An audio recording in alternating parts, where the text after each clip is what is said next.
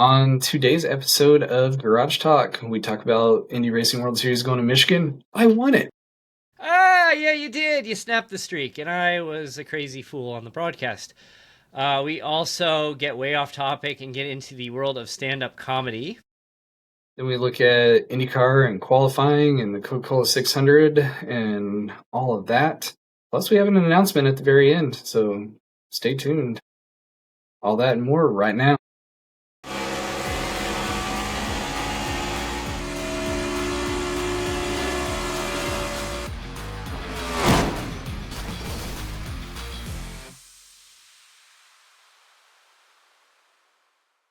Welcome to an all-new episode of iRacing's Garage Talk. I'm DJ Fluck.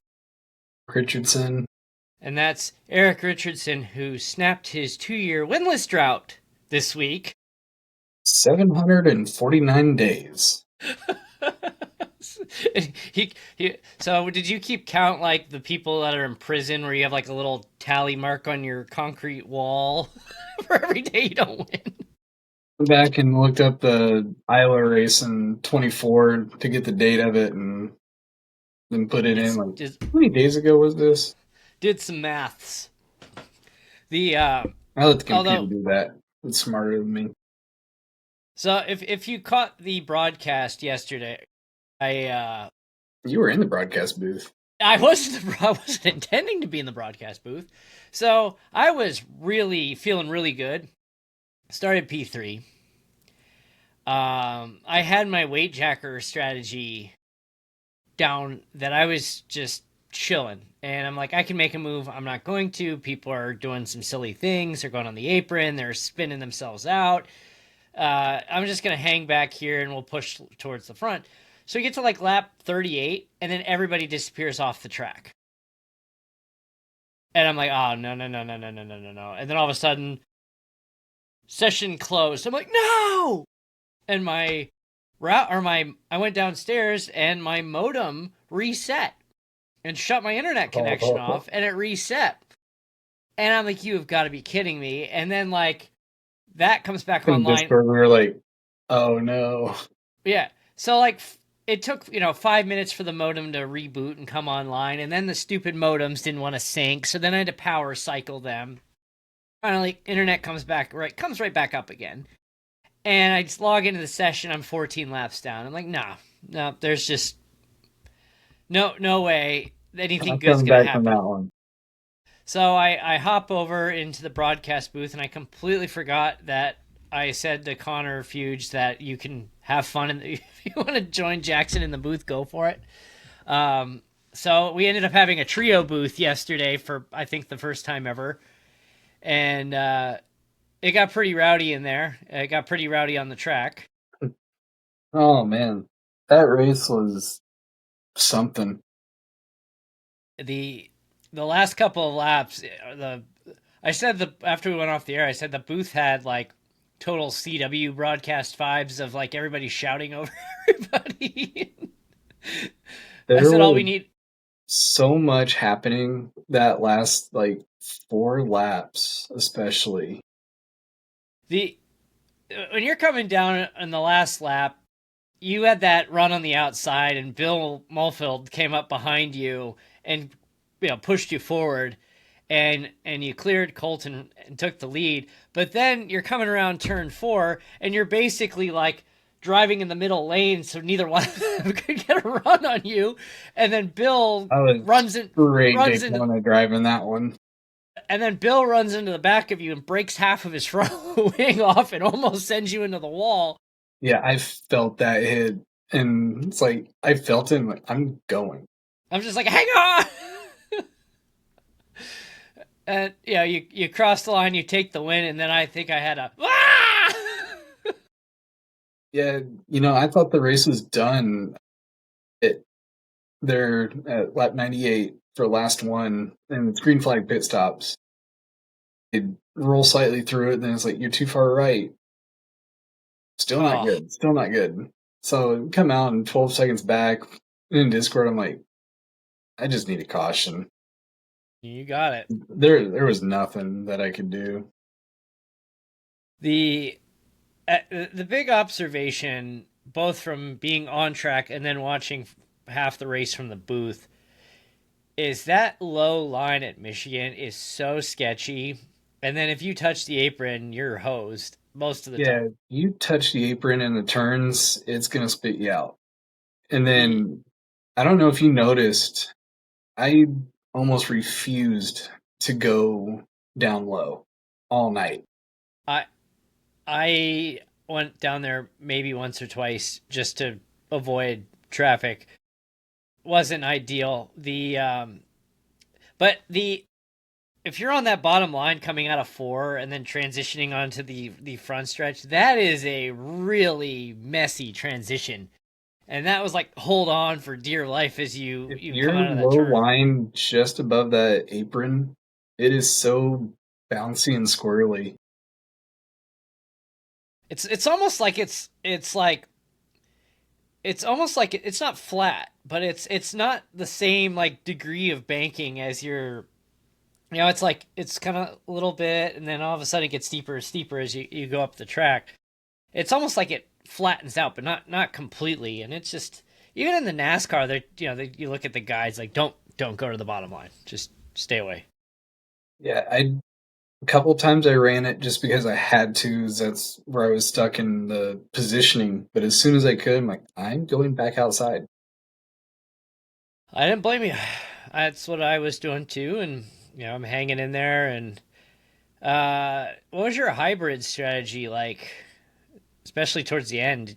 Um, I really didn't use too much of it because I was sitting in the draft. I just was cruising, and I could get so much of a run.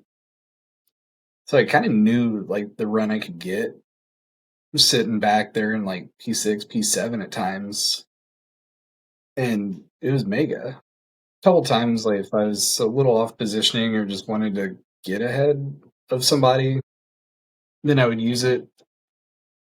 But there on the towards the end, I think it was going down that backstretch when I went from the outside to the inside and took the lead.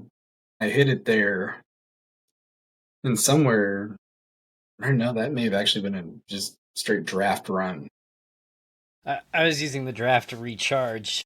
It's like, especially when you make that run and you're coming up on somebody, and it's like, I don't have enough to make the move now. I'm going to recharge and then, use it the next opportunity But I have to pass.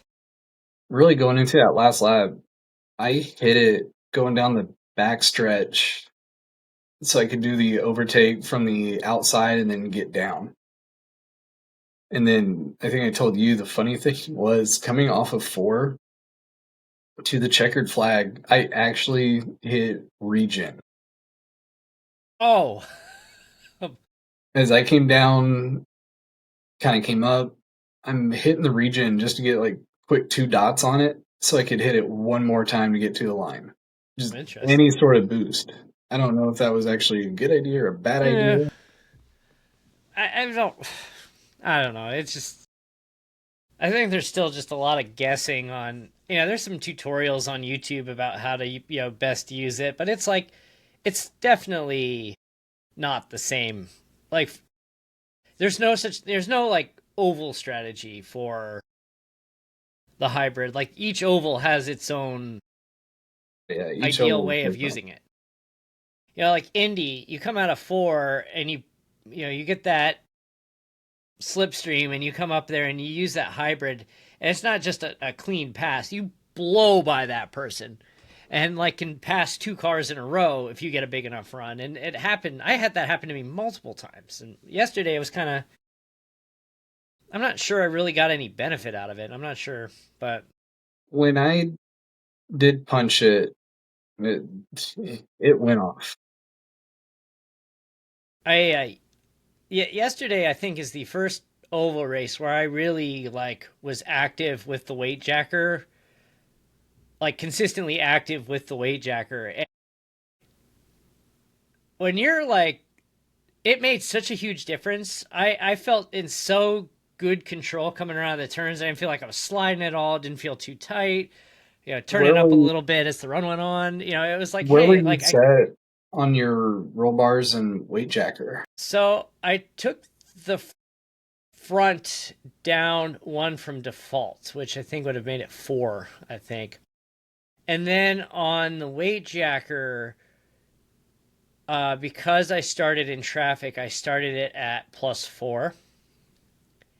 And once I was in the clear, I took it down to +2. But then as the run went on, I turned it up. I was up to, like, I think at the end of the, well, we didn't get any super long runs, but towards the end of the longest run, I was back up to like +4 again. I ran at a 5 and 3. And then after we got a couple laps in, because actually started like a -1 or a 0, and I kept it at +2, and I just sat it there. I felt really comfortable. Like, it was like, okay, I'm in clean air now. I'm going back to +2. I'm back in some traffic. Let's go up to +4. And, you know, if it really heavy traffic, maybe I went up to 5. And I think it helped to run in middle to high, and I was almost always trying to split cars. I didn't like falling directly behind. I kept air on the nose as much as I could. It helps too that I have the the FX Pro wheel, so I'm just like turning the knob as I'm going, and yeah, I need a wheel like that to make it easy. Really, yeah. So but yeah, I mean, before, like, when it's like I would start it and kind of hold at a spot, and it's like, oh, I need to make an adjustment here, making it a little longer in the run. But that was the first time I really, like, okay, I'm in clean air, I'm going down. All right, it's like really playing with it, and I'm just like, okay, like if I could do this at every track where it it needs something like that, I'm like, I think this is gonna help. And I'm just so mad that my modem decided to restart itself. Yeah, I had to dump you out of the session because that was a wild race. Oh, I was looking good. Everything. But hey, you walked out with the win. Ian clinched his title. I think I led all like 4 laps that race. Led the one that matters. Yep. Yeah, congratulations to Ian Miller winning his 3rd title in 7 seasons. And from a team standpoint, I was sending you the stats from the year. So we not only do we bookend the season on wins, Ian gets the 2 road course wins. Between the 3 of us, we had 11 podiums in 10 races. Not bad. 33%. Yeah, not bad at all. And it wasn't all Ian too. Like, we were both in the podium quite a bit that season. Granted, like, what, 4 in there? I think, yeah, 3? something like no, that. Maybe 3 or 4. I mean, after, like, at the midway point, I was in the lead. And then the second half, we had the 2 road courses, which were just abysmal. And at least you like this next season, only 2 road courses. Yeah, thank you. So my second half was abysmal. I had, the really poor performance at both road courses. Indy wasn't a great run. Michigan had my internet issue. Las Vegas was it wasn't great. So it's just like I completely fell off. And it's just like, yeah, midway through the season, I'm leading the standings, and then overall, it was a fun season. What wasn't a fun season was the night before at the finale of the Bottom Split Series. Congratulations to Garrett Jarnigan on his title. Did you see his meme he shared today? It was the podium, and on the first place it says WND, second place says IRWS, and third place says BSRS, and he's like dumping the shit paint all over his face. Yeah, it's like, you know what? It's still a title. You had a pretty good bottom split race. Mine was done before lap 10. Again, I cannot qualify in a stock car to save my life. It's like I'm starting to figure it out in Indy. I feel like Sam Hornish. Yeah, I looked at it for bottom split after starting the season second at Chicago. Oh, it was downhill from you. I had my best finish after that was 7th, and then I had a 9th in there. Everything else was just junked Sorry, cars. Erik. Sorry, And Erik. Sorry, Erik. I out of 8 races were 3 DNFs. I was like, I'm done. Did you, after you wrecked, you went and hit the inside wall pretty hard? Was that deliberate? I thought so. Then I just Like sat that. there for partial. Then I towed, and then I came back out and I'm driving around like, you know what? I'm done. I went back. And then I you went see back me and hit the apron and go straight to a wall. yeah, I'm just like, yeah, that didn't go well. I was looking at that replay and I mean, it's obviously like it's a lot easier. Like, yeah, I wouldn't have done that, but it's just like you tried to pass on the outside going into 4. I wouldn't have done that. I just see how those cars slide up the track coming out of 4. Yeah, I I'm was just like, talking to Connor last night, and I was telling him like, man, trying to hold the bottom, I just kept washing up, and like we grazed on one laps, and I told him like I'm off throttle, and he's like, I heard it. yeah, I wouldn't have made that move, but I just couldn't qualify. I got stuck back there. Had to get around the wreck. I got damaged in the process and drove around with a bent wheel. But so I was like, I don't know, about at least a half second off everyone else, and get lapped towards the end. Overall, I felt pretty good. I think longer in speed, I would have been there. I just again driving with damage, but it is what it is. So bottom split returns July 13th, I think. I'm not sure what I'll do with the next season. I'll probably end up sitting it out or jumping in a race here or there. I'll see what we'll see what the schedule looks like. I know what the schedule. We know we already published it, but my personal schedule. Although you haven't published the Indy schedule yet. You gave your little teaser. Yeah, I gave the teaser. I did give an update. There's some date changes in there. Okay, good, because I haven't put the schedule into the system yet. I was waiting until it was official, but yeah, I was looking at it and it's like, wait, I don't have to worry about week 13 for bottom split. So I actually moved everything a week later and it cleared it up. Instead of having 2 weeks in there that we were a triple header Monday, Tuesday, Wednesday, I made a couple of adjustments and the only triple headers that we have, I think there's 2, but they're Monday, Wednesday, Friday. Yeah, that's fine. Yeah, that's great. At no point for the rest of the calendar year do we have a Monday, Tuesday, Wednesday setup. That's great. Because it's just, it's like, there's people that are, I do 7 races a week. I'm like, I can't do 7 races. And you can't do 7 races a week. I would if I could, but I'd have to race I would be strangled if I did. I mean, I get threatened enough as it is doing, 2 races a week sometimes. So, so avoiding a triple header. Yeah, the Friday's fine. It's people pop in, they don't. It is what it is. The Fuge brothers were trying to guess the schedule, and they were pretty close. And they're like, they look at the first one, and they're like, that's, they said that this track, and then they go to the second track, and actually flip-flopped them, and their guess, and like, Is that for the Indy or? Indy, yeah. I think Connor's going to run full time, or not Connor, Wesley, I think is going to run full time next season, which is cool.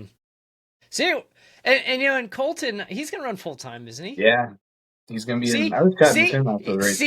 See, just it wasn't all that long ago. He's like, I don't know how to drive this thing. I'm not an open wheel guy. Look what we did to him. And he was there contending for the win last night. Yeah, well, yeah, he was at Indianapolis too, or was he? I don't know. He was at another race too. It may have been Indy. I don't know. Indy was up there. Yeah. Look at what we did. We converted the guy from North Carolina into an open wheeler. I'll tell you, the just like Wednesday Night Dash, the quality of racing in IRWS is picking up. It is, yeah. Like literally, there's 10 people that can easily win on any given night. It's just like I finally like crossed that threshold in the Indy League where I feel like most nights I could be up. I feel like I'm starting to build a reputation though especially on these drafting racetracks that I'm gonna be just sitting back and stalking all night. And I said too, my strategy last night was I have this hunch we're going to be having quite a few cautions tonight. Every single time I'm going to at least stop for fuel. There were a couple cautions before I got booted where I was on like 3-lap old tires, and I'm just like fuel. Yeah, I'm in and out of there in like 3 seconds. Go. And because it's That like last caution, I actually came in and got new tires, even though I I was do only recall that. on like 10-lap old tires at the time. The thing that I've learned is that we do have cautions in bunches. It seems like when we do, but then there's also that point when you're going to get that long green flag run, and it's like if I have an extra 5 laps of fuel, and we have that long green flag run, you never know. And well, we're set for green white checkers too, for one. Yep. I also too like that's what I did at Auto Club. I snuck off a couple years ago. I snuck off at person last in line. Nobody went to the pits. I realized, wait, if I go now, I think I can just make it and lap the field. Guys charging hard, didn't quite make it, and Yeah, we got close, like 2 more laps, and 2 more laps I would have been out of fuel. So no, you actually, had that one played. but it's just like that's the thing is like when it gets into these fuel strategy, it's like I feel like I'm at a huge advantage because I'm sitting there like doing the math in my head. I'm like, I can make it. Like, stop, go fuel. Let's sneak in there. Pretty much what I did. I didn't pit that first caution, but then I did the next one because I wanted to get off strategy of at least a few cars, and it was lining up until I was boneheaded there at the end. But I think I ran 2 or 3 laps more than even the next car. I think there's only one other that was with me. On the one where you actually had to make the green flag stop, what do you remember how many laps you ran on that tank? I couldn't tell you. Because I was It's one I figuring could go back and look. I was in map 3. Yeah, I ran map 3 I was pretty in much the map entire time until that last little 15-lap run. I was in map 3 the whole time, and it was projecting that I could get about 42 laps. I'm guessing I was probably in that 42 range. I was kind of hanging in the draft as much as I could. Map 3, I'm just like, let's see if we can just squeeze a little extra out of here. Going to map 8 as soon as we hit the caution. Yeah, I was bumping up to map 6 on the cautions. Oh man, a lot of good takeaways. So it's nice to have positive discussions. I haven't had many of those. Good season, building on the futures.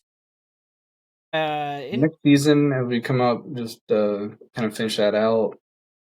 There's only 2 road courses, and this season is It's pretty obvious which ones they are. Yeah, we got Barber and Watkins Glen with the boot. Yeah, boot's in there. Did Indy run the boot when they last were there? I don't know, but we're going to. I don't remember. I kind of think they would have to, but I don't remember if they. Fun. Yeah, when was the last time they were at Watkins Glen? The other tracks, I've kept it a little bit more free-flowing this season. Yeah, they did use the boot. It was 2017 was the last year they were there. So the first season was 3 road courses, a little bit more technical tracks. I think I had, a couple of technical ones in there. Yeah, this one's going to be some speed and some pack racing. So it should be a pretty wild season. All right, here's your trivia question. Who is the most recent IndyCar winner at Watkins Glen? I'll give you a hint. He is an active driver. Not Ray I'll give Hall, you is it? no. I'll give you a second No. hint in a second if you get stuck. This one will give it away and it'll be a good segue to the next topic.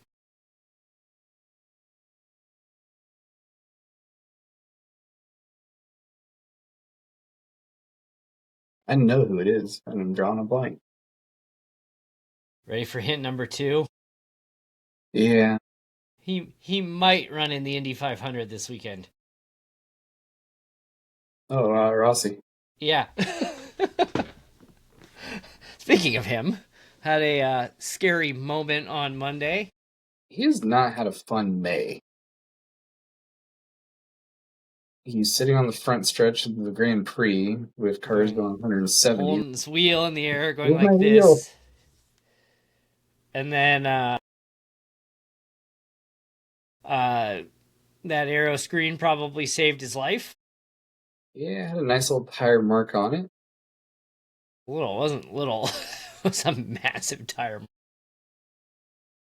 But yeah, it's like a rough hit and then gets hit again on the left side. Hits the left side on the wall and then takes a car hit. Yeah, so Pato, breaks into the turn to try to avoid him, and obviously that wasn't going to go well, and it didn't.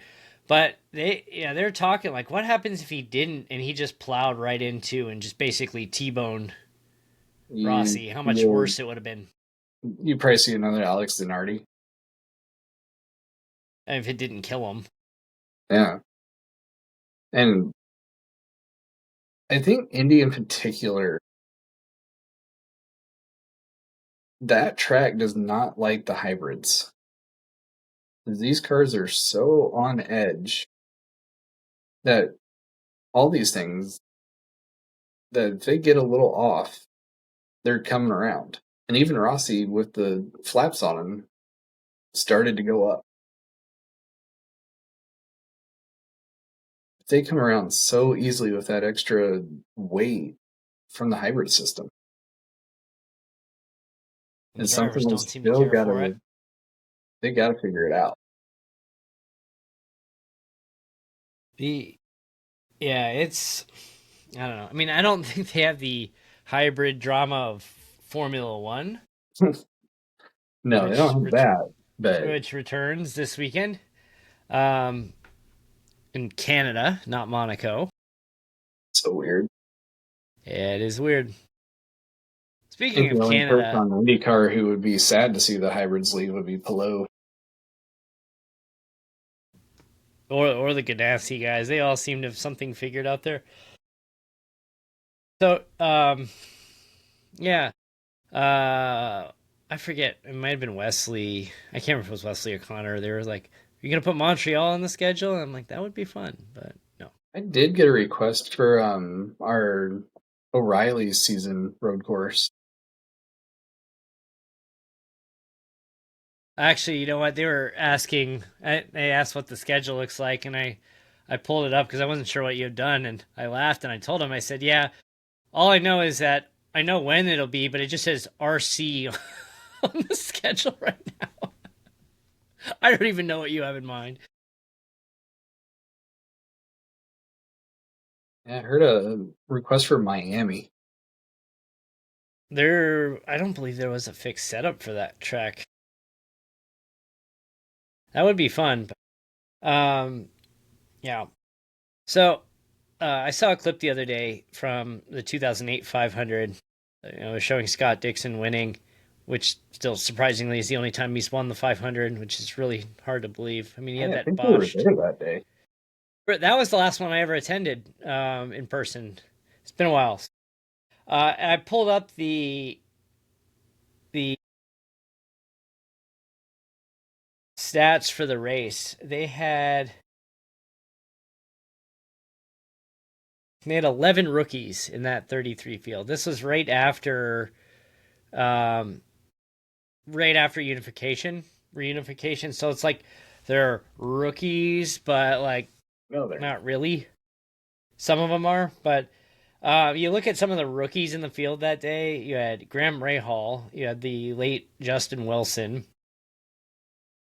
Alex Lloyd was a rookie, Ryan Hunter-Reay was a rookie.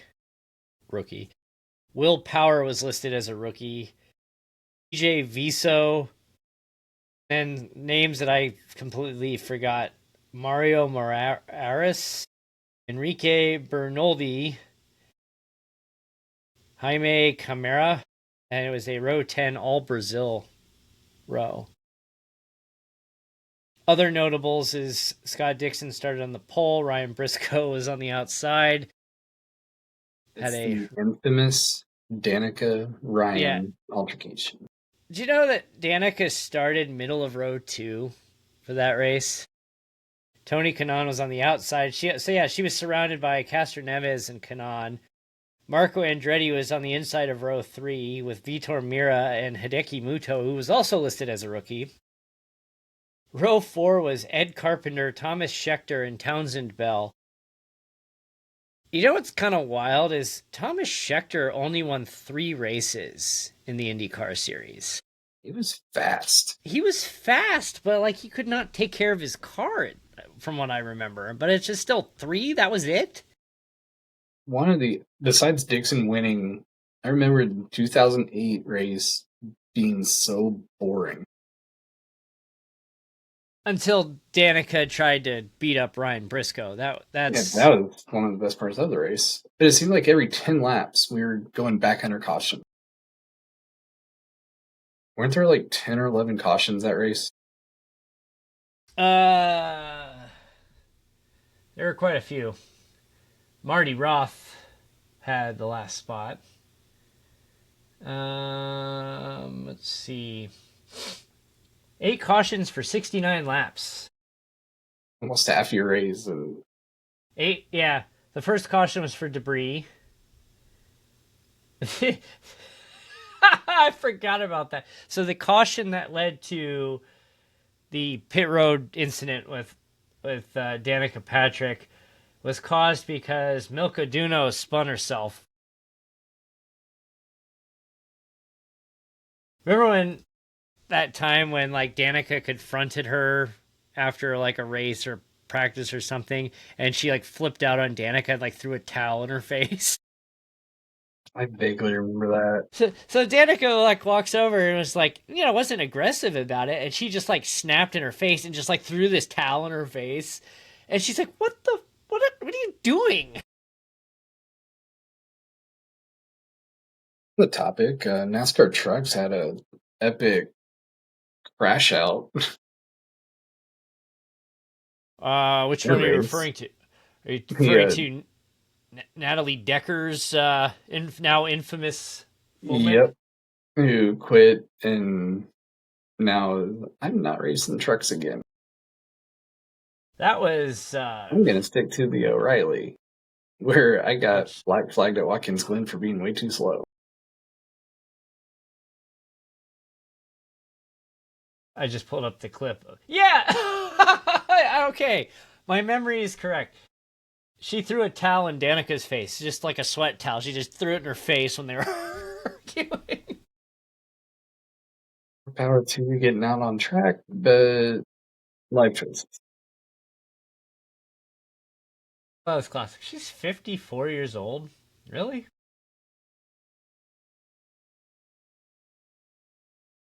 Anyway, yeah, Natalie Decker, man. Taking a lot of heat this week. I mean, she's taking a lot of heat. Ton of heat from Daytona, and anytime she seems to step into a NASCAR, she takes a ton of heat. I mean, NASCAR looks at Cletus and says, "You need more experience before doing stuff." But they let her in there. You need to do the same there.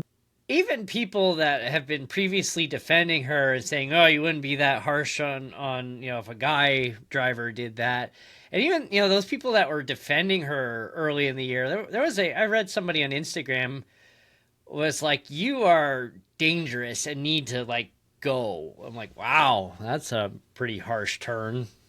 like called her right out in a comment on a social media post. I'm like, man, I'm not sure you're wrong, but man, Yeah, yikes. Dover hosted the All-Star race for the first time. Quote unquote.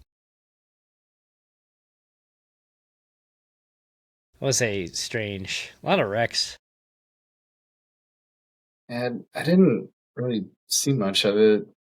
Saw my It favorite was driver won. your favorite driver who's also a podcaster. Yeah, my favorite driver.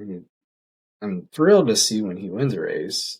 But then here's podcast on Monday. It's like, dude, stop. I don't want to agree with you.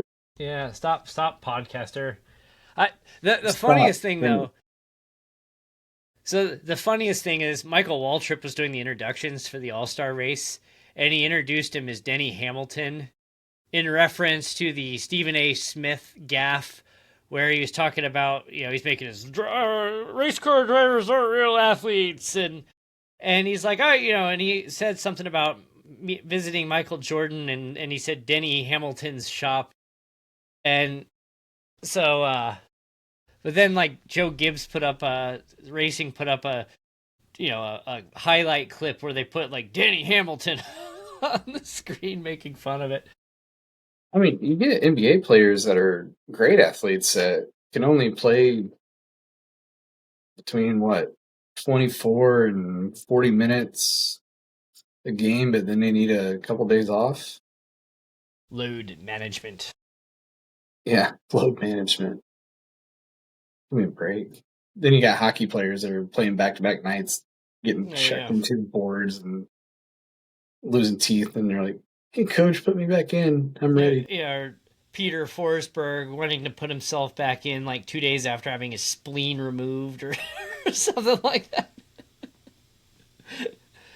Duncan Keith getting losing like 8 teeth, taking a puck to the face, and only missing like 15 real time minutes of game time. They just said like, "Here, just numb my mouth and put me back out there." Then you get the race car drivers that are sustaining G's for hours at times.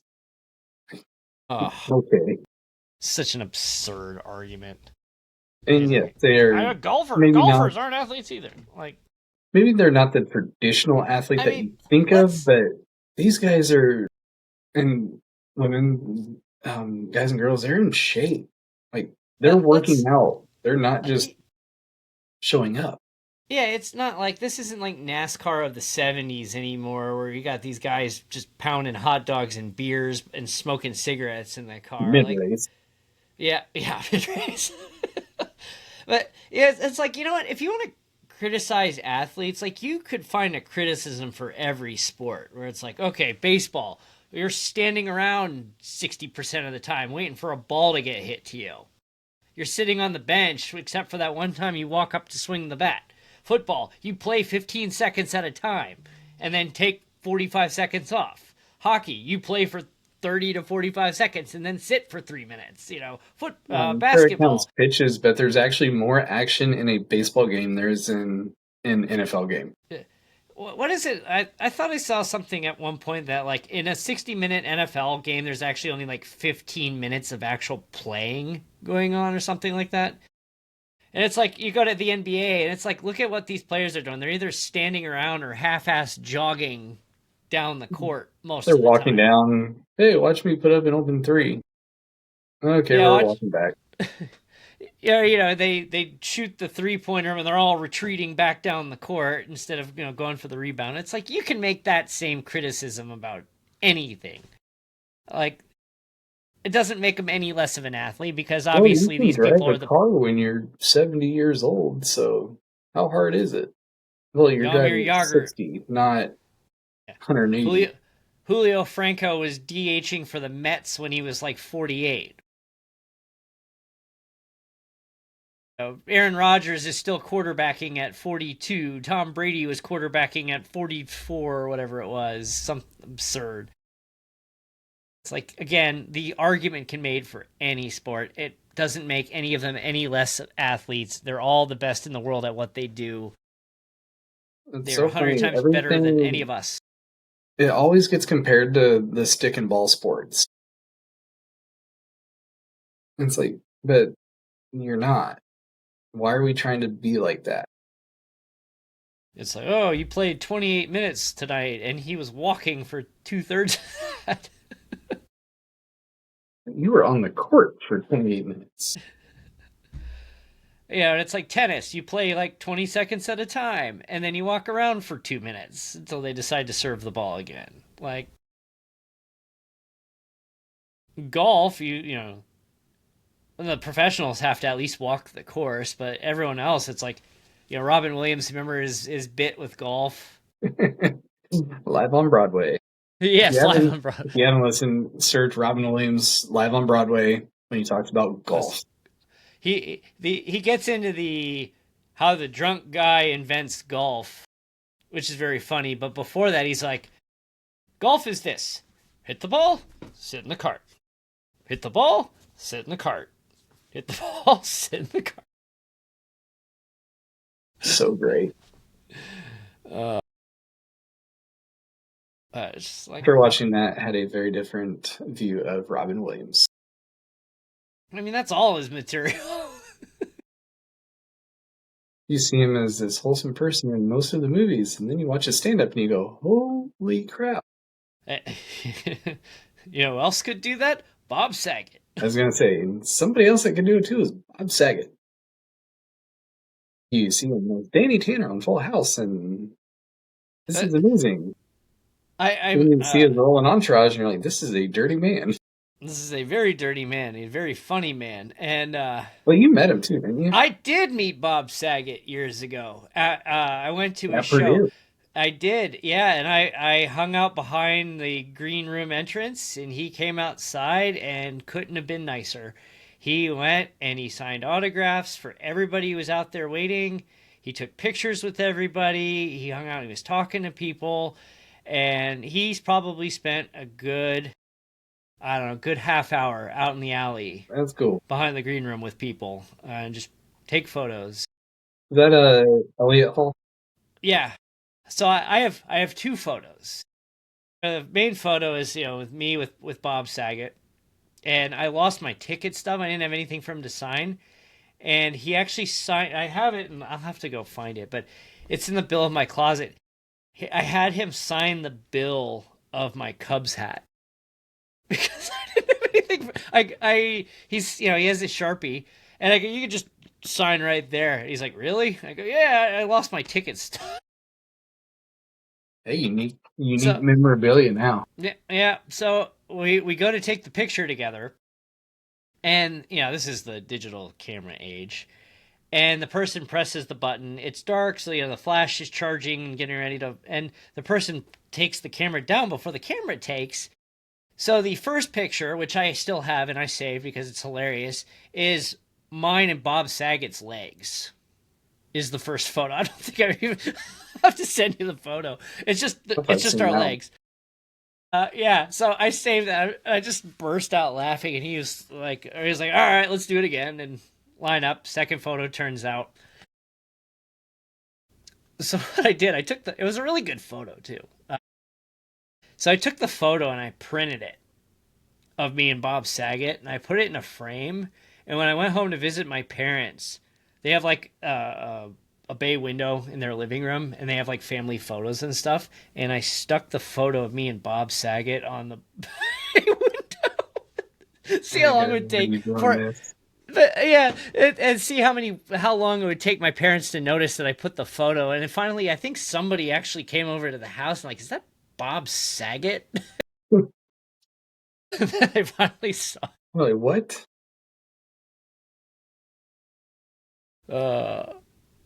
But yeah, we lost him way too soon. But lovely man.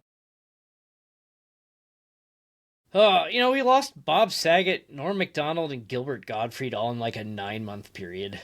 Yeah, that was rough. Like that was a brutal period for comedy. Like losing just It's like three of my favorite comics all die in 9 months, and it's just like, damn it. Like, I Bill never got Godfrey is just so unique. Like his delivery too. to. Not, this is gonna be a really terrible impression, but every good Gilbert Gottfried impression, you have to do the, oh, for Pete's sake, oh my God. There you go. That was my Gilbert Gottfried impression. Thank you. I never saw him live though. I'm really bummed about it. I had an opportunity and I couldn't go, and then One problem with passed. comedians, so often the shows are expensive. He used to do the little clubs, the little comedy clubs, and so he'd go to like this place called in Phoenix called Stand Up Live. I actually saw Norm Macdonald there. Norm is actually the last stand up show I have been to. It was 2017, and you could kind of tell like there was something a little off with him. You're just kind of thinking like, is he just kind of tiring down or is he sick? And it turns out he was battling cancer and wasn't telling anybody. But he still did a really great show, and at the end he was just very like thankful everybody would spend their night to come out to see him, and just another one we lost way too soon. He had the best delivery though. It's just so good. I don't think I've actually been to a stand-up show. Really? I don't think so. Yeah, I don't think I have. Let's see. I'm trying to think of all the stand-up shows I've been to. I Been saw to Doug's. ton of concerts, but yeah, no stand-up. I saw Doug Stanhope once. No, wait, I take it back. I've been to one. I'm Who, done. who was it? Jeff Dunham. This is actually a New Year's Eve show too. Man, why did I forget that? He's actually really good live. Jeff Dunham. The I saw Doug Stanhope, who he hosted the Man Show after Jimmy Kimmel and Adam Carolla left the show, and it was Doug Stanhope, and I can't remember. The one thing I do want to do is not necessarily like. Oh my God! It was Joe Rogan. That's right. It was Joe Rogan and Doug Stanhope hosted the Man Show. It's not the stand-up comedy, but I want to go to an improv, but to where you can actually like yell out suggestions. Because it would be like the movies where I try to yell out the most obscene or inappropriate thing possible. Wait, did you ever watch Whose Line Is It Anyway? Yes. I love that show. Did I you met Wayne ever? Brady. That's right. I remember that. You met him at Steak and Shake, wasn't it? Mm-hmm. Wayne Yep, Brady. met him at Steak and Shake. The Whose Line episode where Richard Simmons. Did you ever see that one? Yes, I have seen that. That is like all-time great television because Richard Simmons was just nuts. He was just so energetic and just so nuts, and he played along, and he had this whole life that I don't care if you're laughing with me or at me, I just want to entertain. And that was his whole like mentality through life. And there was actually a 2020 special that aired because he famously like disappeared from public life for like the last 10 years, and he was actually getting ready to go meet with Diane Sawyer to tell like what he's been doing and kind of come back out, and he died tragically. And they actually in the show finally tell what happened with his death. I'm not going to ruin it. Go watch it. It was if you have Hulu, you can go watch the special. But anyway, the Richard Simmons Whose Line. You remember the deck chairs and the jet skis? Mm-hmm. And I guess Colin Mockery said recently that that bit with the jet skis went on for like a full minute longer than what aired on TV. And like people are just like crying, laughing in the audience. And like, he's like, it just went on for what seemed like forever. And they had to chop it down for television. And it just like, it was unbelievable. My favorite comedians, since we're on it, I think has to be Gallagher. That dude. One of my friends actually ran into Gallagher at I kid you not. They sent me the picture and everything. So Gallagher, there was that whole Gallagher and Gallagher 2. It was like his brother or something, and he was calling himself Gallagher 2 and doing shows. He Gallagher was doing a show at like a casino in Northwest Indiana. And I kid you not, they ran into Gallagher at a Meijer. And what do you think Gallagher was doing at Meijer? Buying watermelons. Buying watermelons, yes. Sent me this picture. Like, Gallagher is buying watermelons at Meijer. We all know why. It's like you don't have anybody that can go buy the watermelons for you. It's like you have to like check them out and like, yeah, this one looks like a good one. I'll smash.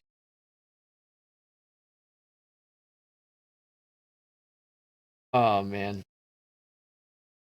The other comedy show before we get back on topic here to talk about the Indy qualification and close it out for today.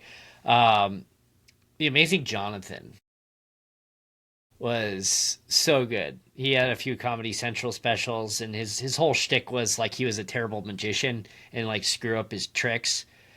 And he would pull somebody from the audience to be his assistant because the assistant, his actual assistant, which was his wife, his real life wife, just like played this like inept, stereotypical dumb blonde who couldn't do anything right. He's like, I need actual help, and he'd go and single somebody out in the audience and pull them on stage. And so I went to see The Amazing Jonathan in Las Vegas when I was there for a trade show, and it was a small little venue. I mean, there was maybe 30 of us there.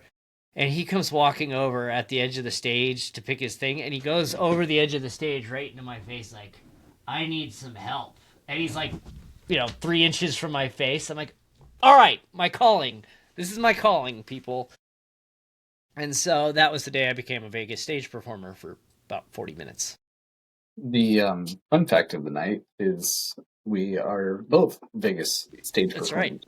I do remember this stuff. We got pulled up on stage at Zumanity. A little different.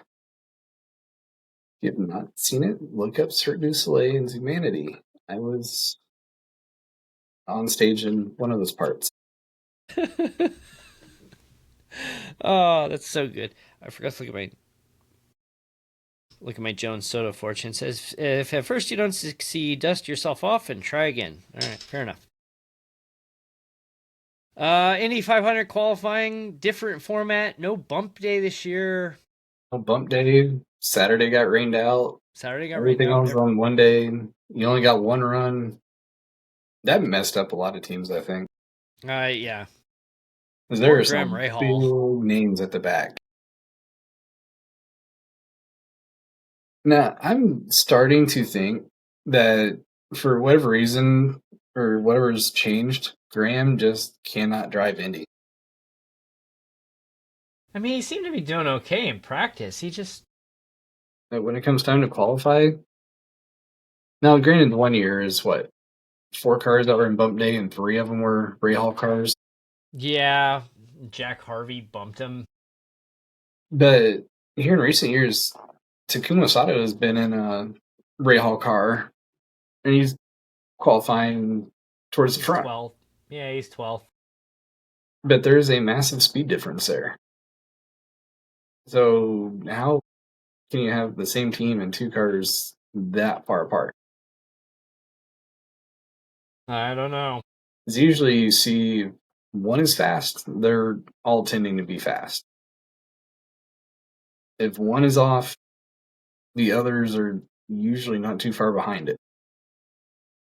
The Graham will be starting 28th instead of 30th because of the 2 disqualifications. Jack Harvey and Kyle Collette will be starting in the back. Collette was looking really good, too.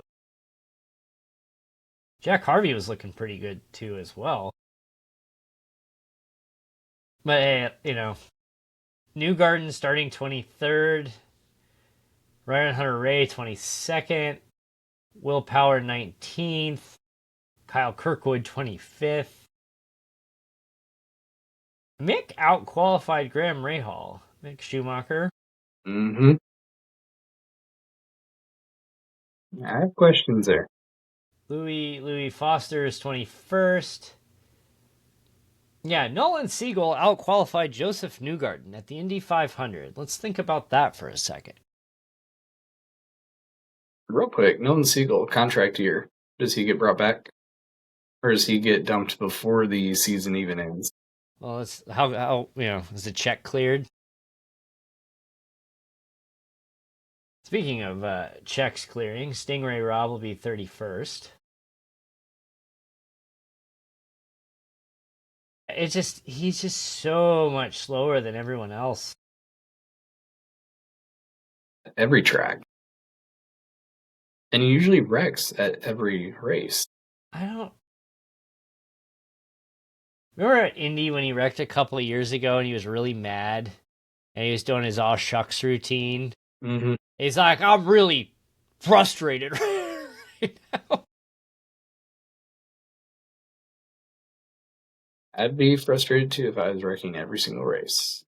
Oh wait, I have been sim racing. Yeah, I mean his teammate Renus VK is starting 11th. So is it cars, setups, or is it a driver? And we got Malukas on the front row. Yeah, starting 3rd. Rossi starting 2nd if he can make it back. He had a boot on his foot. He's planning on it. We'll see here Friday. When this releases, he should be trying out to practice again. And Felix Rosenquist, that was kind of shocking. He was so much faster than everyone else, and then just he gets to his fast 6 and not even on the front row. Then you got Ferrucci, who's up there in row 2 again. That guy is built for Indy. Indy is his track. So, and then Alex Palou is on pole. Pato O'Ward will be starting 6th. Connor Daly has been having a really good month. He'll be starting 8th.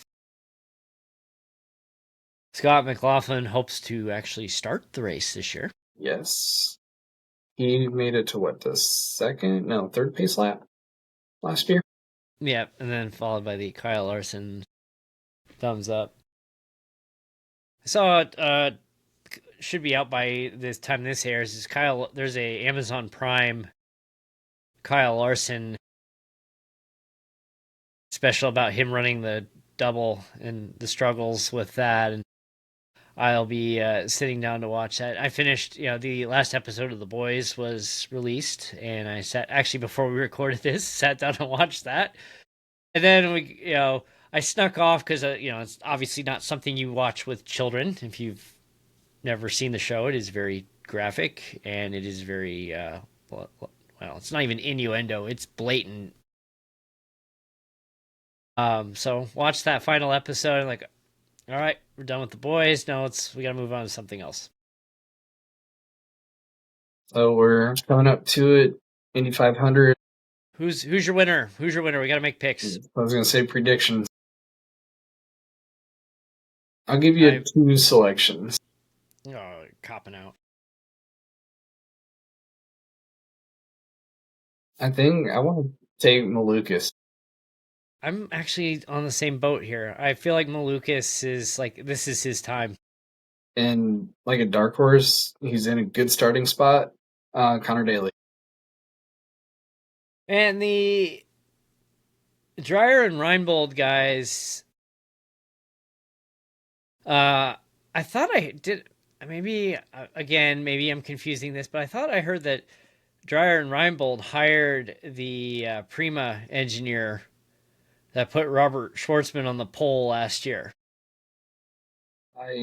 They may have.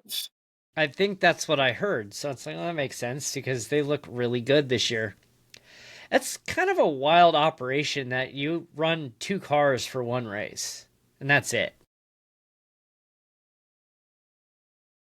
Especially with the rule changes, about all you're gonna do. I mean, they seem to be okay with that. That's all they want to do. I'm just I'd be curious okay how if we that. did that.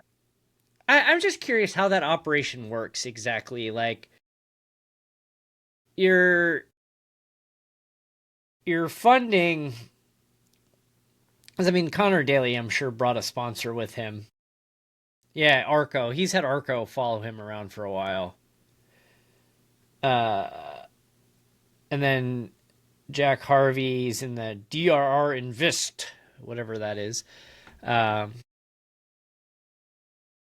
but it's just like, what is it? I just want to know what their budget looks like. And it's like, what does the team do? Like, are to pay these people for the entire year just to prep and be ready for one race in May? Or these people have like jobs outside of this? What do they do in the month of May when they have to be at the track? Like, because Dreyer and Reinbold, they're a car dealership I wonder if in a lot of Indy. them just the Work at mechanics, the if they all just dealership. work there. Yeah. Yeah, they own yeah, they're the BMW, Subaru, and Mini, and looks like they also have an Infinity. They're up in Carmel, aren't they? They have a yeah, their Infinity dealership is in Carmel. Yeah, right there, right before you get on the 465 over by the Keystone Crossing area. Yeah, no, right where that's at. I go by it all the time.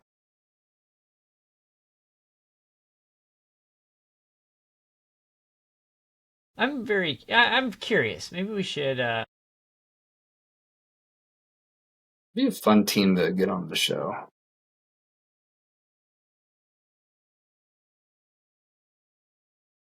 I Well, the nice mean, thing is their budget doesn't have to be nearly what all the other teams are running because they're no, but I mean, there's so local many. They're and yeah. You're in Indy. They have their own shop. at most they have Car- what, four chassis probably, maybe a fifth one just in case. Yeah, I'm very curious. And Like, they don't have to worry about road setups or intermediate tracks or anything. you're just getting ready for IndyCar or Indy 500, So you only and have one rear spoiler, not three. they're always competitive too. Like, they're not like it's not like Marty Roth where they're just squeaking in every year. I mean, they're Yeah, it's not a car that just shows up to run 31st Ryan or Hunter Ray 26th if they was survive. like I think Ryan Hunter Ray like maybe a little bit better pit strategy or maybe it was just a little bad luck. I mean, he could have won that race last year. Last year was unfortunate that they had two basically lapped cars that kept passing each other for what, like 25th? God, yeah, wasn't it DeFrancesco and Louis Foster. Louis Foster? Yeah, And then you have Ericsson and Malukas chasing Pillow, but they could not do anything. That was my one biggest beef with these cars. And this aero package at Indy, you just can't do anything if you're not the front two. Dreyer and Reinbold has entered 42 times into the Indy 500 or 42 drivers rather, and has successfully qualified every single time. That's It's pretty good. pretty impressive. Maybe after the season is over, maybe we contact them. So I'm looking.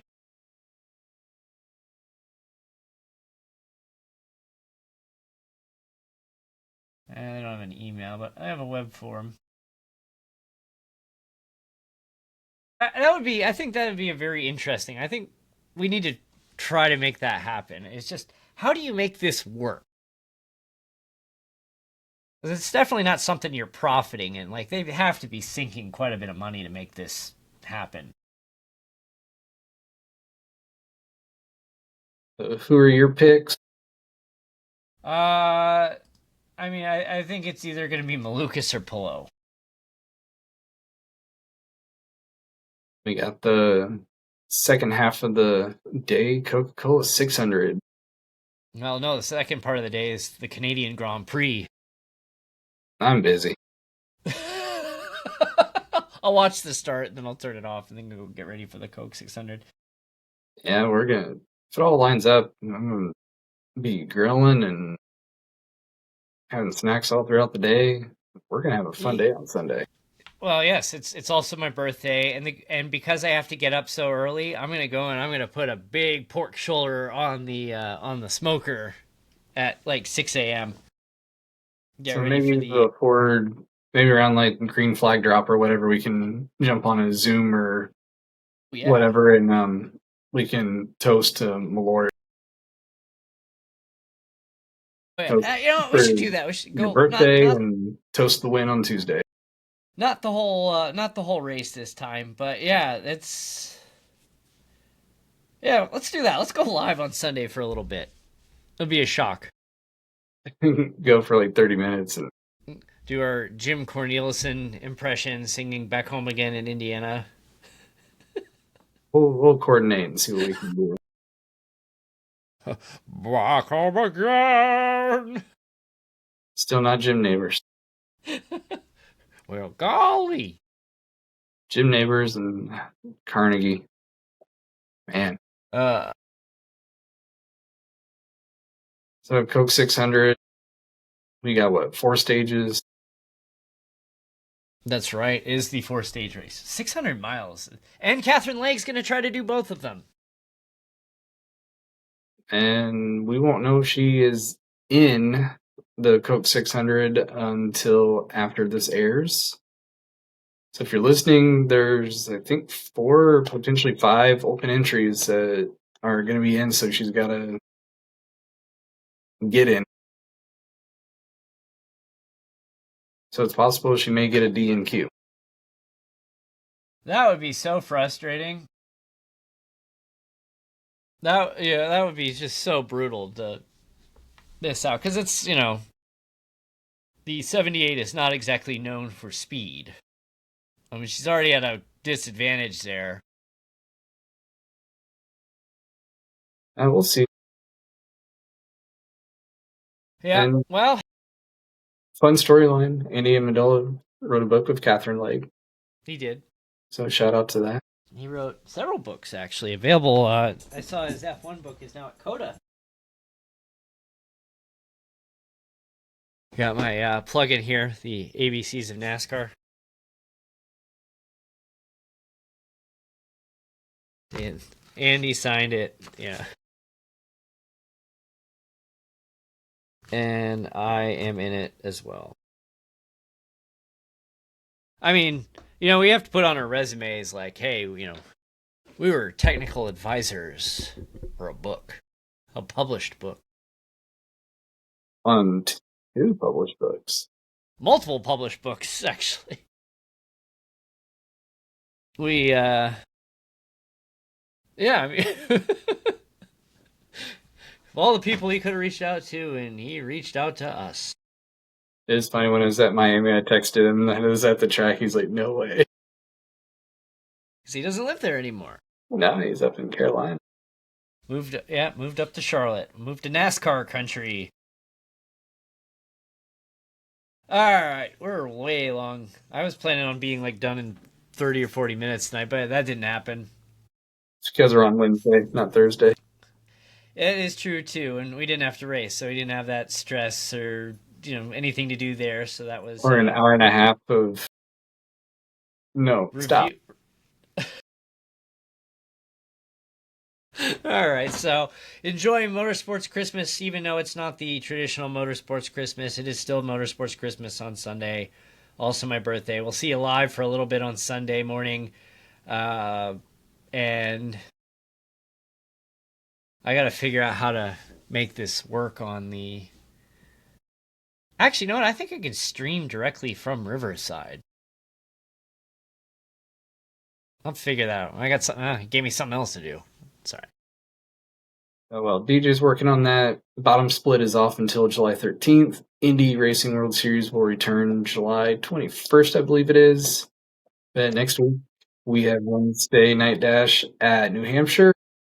But yes, you are correct. We have June 30th.